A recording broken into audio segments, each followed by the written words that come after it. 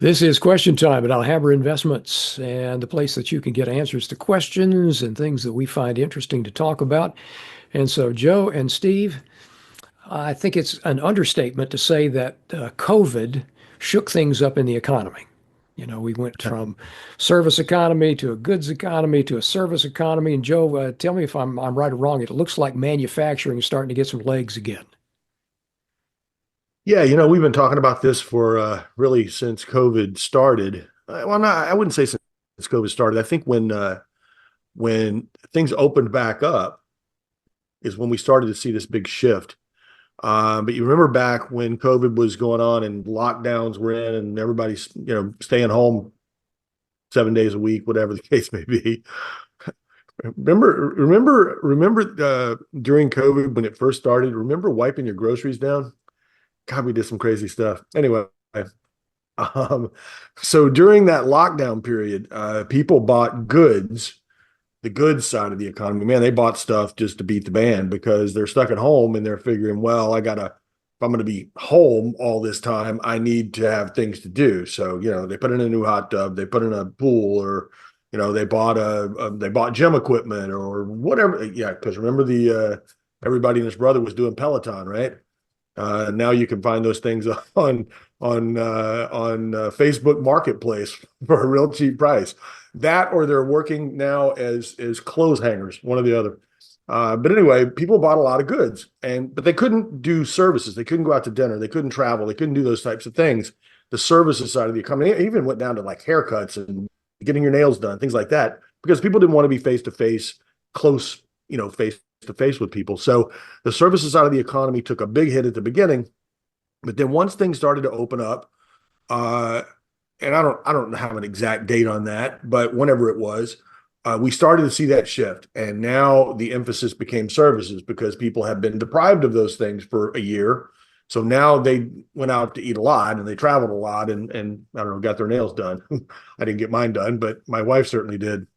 So anyway, the services side picked up and the good side dropped off. So we've been talking about this all along. It was very, very interesting. Everybody calling for recession over the last few years. What they were looking at was the production side of the economy, for the production for goods. They're looking at the manufacturing part of the economy, and it has been in recession for a couple of years now. Certainly, if you look at things like the ISM surveys and the regional Fed surveys, it's pretty stark that we've had a long run here of ISM manufacturing surveys that have been under 50, which is kind of the dividing line between expansion and contraction. But if you go in, I think a lot of people forgot, if you go and look at what the ISM actually says, it's not just that manufacturing is in contraction. So the ISM survey is under 50, and that means you're going to be in recession overall. That's not what they say. If you go and read the website, you got to have a reading in the low 40s on the manufacturing survey to get an overall recession. Well, we never really got there. We got some numbers in the mid 40s, but not really in the low 40s. So my point is that it really wasn't that hard. We've been kind of, I think we don't want to break our arms patting ourselves in the back, but we've been right about a few things. And one of those things has been that we said, look, recession is not here. And the reason it wasn't here was because, yes, the manufacturing side of the economy was suffering, but the services side was booming. And now and I said all along, look, this is one of those things where it's kind of like an earthquake, where you get this huge disruption at the beginning and then you get aftershocks. And after a while, you get that seismograph. It starts off like this, and then it gets down and eventually goes back to zero. And that's kind of where we're getting back to now. We've got services and goods consumption, real goods and real services consumption are growing at about the same rate now, whereas that had been very wide previously. And again, I don't have numbers off the top of my head. We'll get some charts up and kind of show that. And maybe I'll write about that too. But the point is that during that goods portion of the economy, when the goods were booming, companies apparently weren't very smart, or maybe they were just afraid they wouldn't be able to get inventory, but they loaded up on inventory as if that boom in goods was going to continue, and it didn't. And so they got stuck with a bunch of inventory, and it's taken 2 years to work it off. And that's where we are now. Now we're back to the point where inventories are back in line. Inventory to sales ratios are normalized. And on the retail side, really, inventory to sales ratios are still too low. They need to build inventory. And if you think about what happened during COVID and the potential for it to happen again, now that people know what the effect is, where you affect these supply chains, look, it could come from another COVID like event, but it doesn't have to. It could come from other things too, right? It can come from geopolitical events. So the point is that I think that companies are going to carry higher inventories going forward. I've thought that all along. It hasn't happened yet, but I suspect it will. The point is that we're at the point now where manufacturing has to pick up. Actually, two things have to pick up. Manufacturing has to pick up and imports have to pick up because that's where the good side of the economy lives. And so we're starting to see that in some of the regional Fed surveys, with the Philly Fed survey and the Empire State survey, both have improved and turned positive, although Philly Fed went negative for a month. With the ISM manufacturing survey jumped up to 48 and change, almost 49 in the last one, and in the October reading. Well, I guess that's November reading. So we just got that this week. So those things are improving. They're not quite in expansion yet in all of them, but they're moving in that direction. And I suspect that we'll see that continue. What's going to be interesting is to see if services falls off now. If the good side of the economy picks up, do services drop off? I don't think it really will. I think we're kind of back to where we were pre-COVID in a lot of ways as far as the split between goods and services. Realizing, by the way, that services has been growing for a long time, whereas goods consumption has not. And particularly if you look at durable goods, and part of that is a price factor.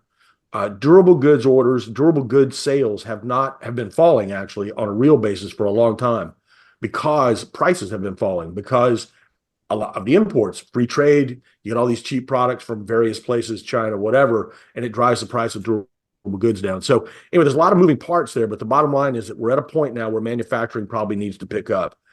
And the only other thing I would say, well, actually, I'll save that for after we hear from Steve. But I just think that that's kind of where we are. We've been talking about this for what, 3-4 months now, where we're starting to see some improvement, and we're not quite there, but we're getting there. And it's going to be interesting to see what does growth do if goods now kicks in, and goods consumption kicks in the way it has, or the way it to the point where it did in the past. I think growth is going to be pretty good, and that's one of the reasons we think that Fed may not be cutting rates that many times this year. So, Steve, when manufacturing and goods get up pretty close to the level of services, what do you expect? Well, kind of a return to normal. And, what kind of occurs to me is Sir John Templeton's famous words, the four most dangerous words in investing are this time is different. Well, that's great advice, only every once in a while, this time is different. And I think this was one of those rare occurrences where it was different and the COVID response made it different. And a lot of people focused on the inflation, right? We shut down the goods economy. We did a helicopter drop of money.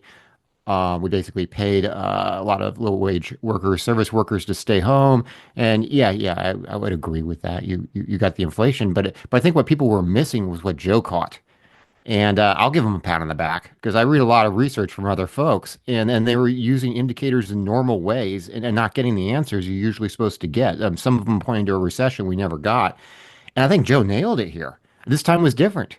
We got really a decoupling in the economy between manufacturing and services that I've only seen in my lifetime. I've been doing this for a while when we artificially kind of created this weird economy where we hid in our houses and tried to hide from COVID for a while, which I would argue maybe didn't work that well, but that no one was asking me. But it got this decoupling, so you started using like a lot of these indicators that had worked in the past, and they weren't quite working. And what Joe had figured out was it really you had to look at this as kind of two separate economies.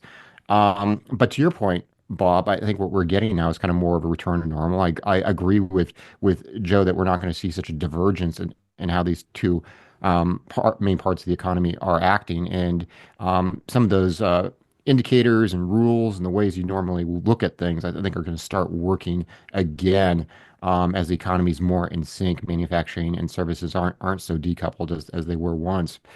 Uh, but I'll take a moment. If Joe's not going to do it, I'll do it. I'll give you a pat on the back. I mean, I think you nailed it. I think you caught something a lot of folks are missing, and I think you caught a big thing in terms of why some of the rules and methodologies we use to analyze the economy weren't working so well here for a little while because this time was different.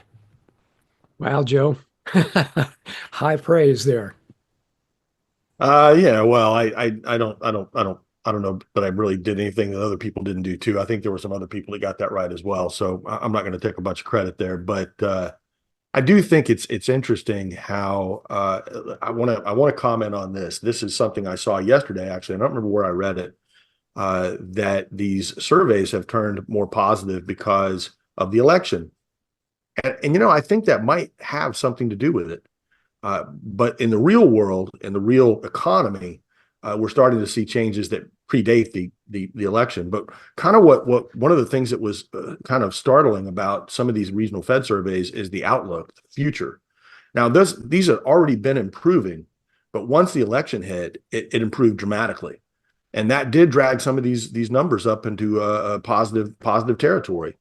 Now, the question is, what you got to do now is you got to follow through. You got to get it to work. People get their hopes up about how things are going to change, and we'll see if it really follows through. I would also say too that a lot of times, politicians get blamed for things and they get credit for things that don't really have anything to do with them. I think that when you're talking about stuff like that, correlation is not causation, or not necessarily causation, is something you really ought to keep in mind. We give way too much credit to presidents and way too much blame to presidents for the state of the economy when they really can't have all that much impact. But anyway, these are surveys that are sentiment based essentially. So when sentiment changes, it changes for a reason usually. And in this case, I think that's probably why it's changing. That people are getting more optimistic, and we'll see if there's a follow through to it. And look, it may be one of those self-fulfilling prophecies, right? Where people get optimistic, and because they're optimistic, they do things that make the economy better. So let's see how it works out. Listen, you know me, I'm the eternal optimist. So I'm optimistic no matter who's in office. I've always been a big fan of the U.S. economy, and particularly, listen, we are so much different than the rest of the world when it comes to entrepreneurship and so forth. We get things out of our economy that other countries just don't get. And so I've always been a big believer in that, and it's always worked for me. Being negative on the U.S. has never worked for very long, and I don't think it will. It will again. I think we're going to do what we always do. We're going to find our way through, no matter what comes up, and we'll figure out a way to grow. So that's my 2 cents. We'll see how these things develop in the new year. And what do you think's happening with the economy? Goods, services? Tell us what you think. Put it in the comment section down below.